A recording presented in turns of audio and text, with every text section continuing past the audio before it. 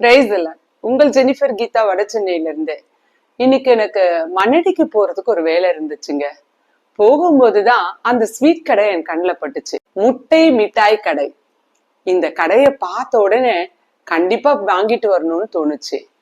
இந்த ஸ்வீட் சாப்பிட்றதுக்கு எப்படி இருக்குன்னா, ஸ்பெஷல் பால்கோவாவும் ஸ்பாஞ்ச் கேக்குன்னுவாங்க, இந்த ஆர்டினரி கேக்கு. அதோட டேஸ்டும் கலந்த மாதிரி ஒரு டேஸ்ட். நல்லா இருக்கு சாப்பிட. ஆனா எனக்கு இந்த பாக்ஸோட வடிவத்தை பார்த்தோன்னே முட்டை ஞாபகம் வந்துச்சு. கூடவே சின்ன வயசுல என்னை பார்த்து கேட்கப்பட்ட கேள்வி ஞாபகம் வந்துச்சு. அப்ப எனக்கு இதுக்கு சரியான பதில் சொல்ல தெரியல.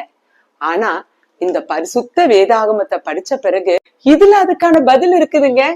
ஆமாங்க, தேவன் தாய்மை உள்ளம் படைத்தவர். அதனால முதல்ல தாயை படைச்சிட்டு தான் அதுக்கப்புறம் பிள்ளைகளை படைச்சிருக்கிறாரு. ஆகாயத்து பறவைகள் உண்டாக கடவுது, மிருகங்கள் உண்டாக கடவுது. அட, ஆணும் பெண்ணுமாக மனுஷனே சிருஷ்டித்தார். அதன் பிறகுதான் அடுத்து வருகிற அந்த குழந்தைகள், முட்டை, இதெல்லாம். காரணம், அவர் ஒரு குழந்தைக்கு பராமரிப்பு, அன்பு, ஆதரவு இதெல்லாம் எவ்வளவு முக்கியம்னு உணர்ந்து இருந்தாரு. அது மாத்திரம் இல்லைங்க, நோவா காலத்துல அவர் நோவாக்கு கட்டளையிட்டு சொன்னது, நீ உன் பேழையில ஆணும் பெண்ணுமாக இரண்டு இரண்டா பூமியில இருக்கிற எல்லா விலங்குகள், ஊர்வன, பறவைகள் எல்லாவற்றையும் ஜோடி ஜோடியா அதுல பாதுகாத்து வைக்கும்படியா கட்டளையிட்டார்.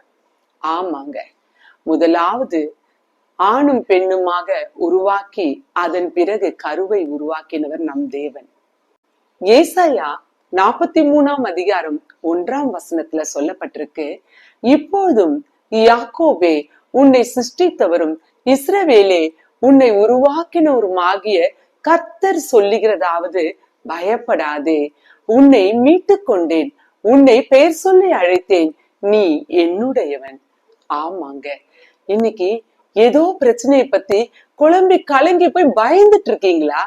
உங்களை பார்த்துதான் தேவன் இந்த வார்த்தையை கொடுக்கிறார். இந்த வார்த்தையை திரும்ப ஒரு விசை உங்க உள்ளத்துல சொல்லி வாய்விட்டு அறிக்கை செய்யுங்க. ஆமாங்க, பயம் இருக்கிற இடம் தெரியாம ஓடிடும்.